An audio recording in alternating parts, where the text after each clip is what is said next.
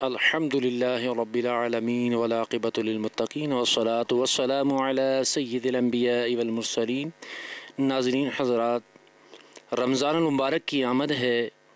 جو ہی رمضان المبارک کی آمد کا سلسلہ شروع ہوتا ہے، سوشل میڈیا اور موبائل سروسز کے ذریعے سے ایک SMS وائرل کر رہا ہے کہ حدیث کے اندر آتا ہے کہ جس نے رمضان المبارک کی آمد کی خوشخبری سنائی تو جنت واجب ہو جاتی ہے۔ استغفر اللہ، ایسی کوئی حدیث نہیں ہے، بلکہ بغیر تحقیق کے اس طرح کی باتیں کرنے والے یہ حدیث پاک غور سے سماعت فرمائیں۔ رسول اللہ صلی اللہ علیہ وسلم فرمایا، من کذب علی متعمدا، جو کوئی شخص جان بوجھ کر ہماری ذات پر کوئی جھوٹی بات منسوب کرے، اس کو چاہیے کہ اپنا ٹھکانہ جہنم میں بنا لے۔